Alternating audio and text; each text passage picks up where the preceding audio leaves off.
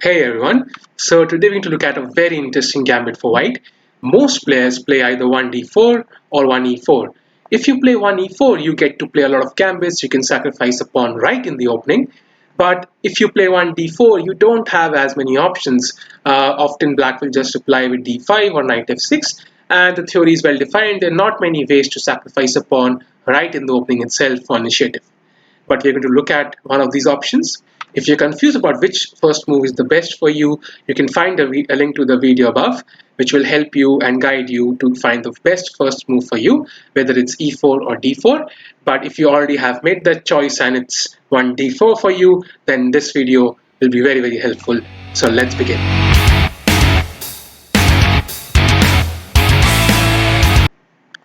So d4 is the first choice and d5, and we sacrifice a pawn on the next move itself with e4, and this is known as the Blackmar Diemer Gambit, and black should take, and now you play knight c3.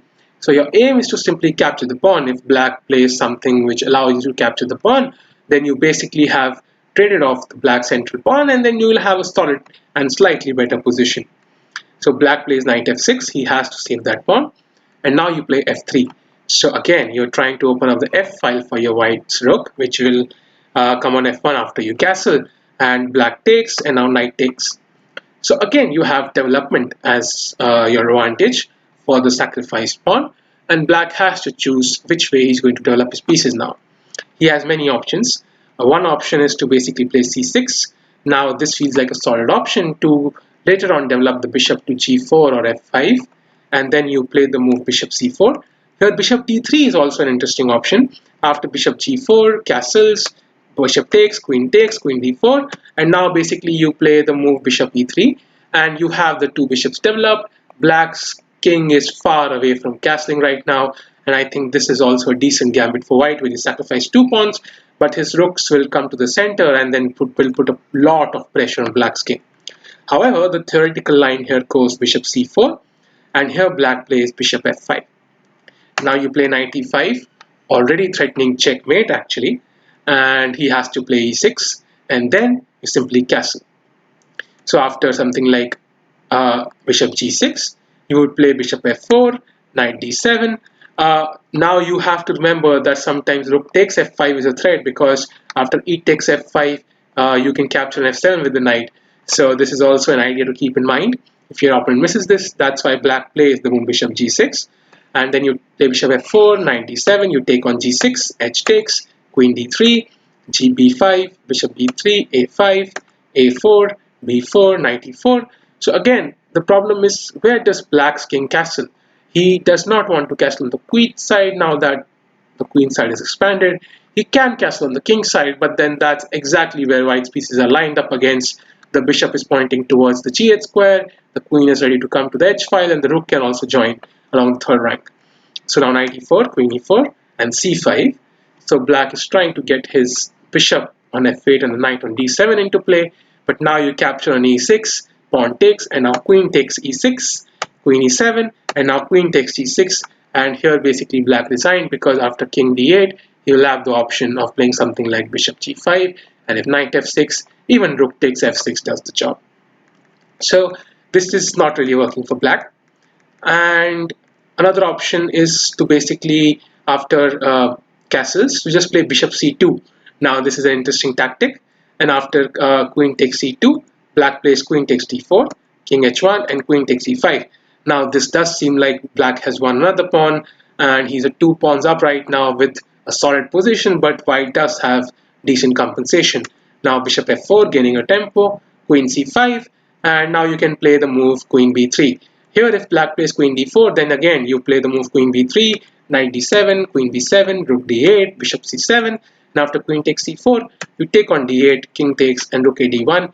Now objectively the position might be equal, but with black's pieces still on the back rank, the king stuck on d8 for the rest of the game, and white's rook looks very active. This is very, very good compensation for white. So black can of course play queen c5 also, but again white's response will be similar, and after something like knight b7, queen b7 will be the answer, and if black plays b5, then you capture on e6, and this is again very, very dangerous for black. So c6 is a decent option for black, but white definitely has compensation. There are many options which black can play apart from c6, and one of them would be simply e6, trying to just develop his king side. And after bishop g5, bishop e7, simply bishop d3, and after c5, just takes, queen a5, castles, queen c5, king h1, knight d7, and now something like queen e1 and a6, and then queen h4, and white has again transferred his queen to the king side. He will bring his rook to e1, and then he has his piece is pointed towards black's king side, and this is not so easy for black. If he plays h6, then something like simply rook e1, already not caring about the bishop, and this is not at all clear. If he plays b5, then knight e4, takes, takes, takes, takes, and you can see there's always compensation for white because he has these amazing pieces, and black's pieces are very cramped, and he's already threatening something like this as well, so black cannot castle. So this is a decent compensation for white. And another option for black would be to simply play bishop f5. This feels logical to get the bishop out of the pawn chain first. Now knight e5, e6, and simply g4. This is the classical way to play. Here black has two options. He can first of all play something like bishop g6, but then queen f3, c6, and g5. And now when he plays knight d5, simply bishop d3, knight d7, takes, takes, castles, queen e7, and now simply takes, takes, and now c4. So you're opening up the position. Black cannot really castle on the king side because there are too many pieces he has to move. He cannot really castle on the queen side now because you've opened up the c file, and now you're going to play bishop f4, rook c1, or rook e1, and this will be very, very good for white with amazing compensation. So the other option for black after g4 would be to play a piece sacrifice, which is the move knight e4. Now this would of course require preparation for black, and this is not likely to happen, but even then white is slightly better. You just take on f5, queen h4, and king e2. This does look a bit scary, but actually it's not at all. So now knight c6 is the best move for black. Now you just take on c6, knight c3, bc3, queen e4 check, king f2, queen takes h1, and now just knight a5.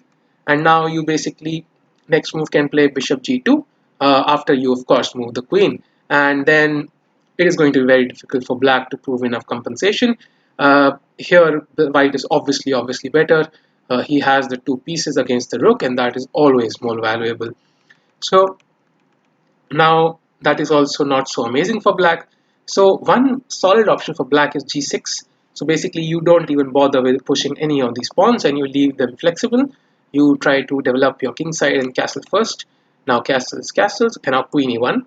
Again the same maneuver. The queen is going to go to h4 and try for a king side attack. After knight c6, queen h4, and now if you play something like bishop f5, now you play bishop b3 first, knight a5, and now bishop h6. So after knight b3, a b3, if he plays bishop c2, you have knight g5, and if he takes on h6, queen takes h6, knight g4, you simply play queen d2, and you still have enough compensation because your pieces are very, very well placed. And this open a file, the strong pawn on d5, this kind of misplaced bishop on f5 because this doesn't really have any job to do, give white enough compensation for a pawn. So the Blackmar Diemer Gambit is a very interesting way for white to play. It's not objectively the best, but it can test your opponent over the board. It's not completely clear if your opponent will be prepared for this, so trying it out as a surprise weapon is a very, very good ploy once in a while. I hope you enjoyed the video. If you did, do like and subscribe and check out other content on the channel. There are plenty of interesting videos to choose from, and do take care.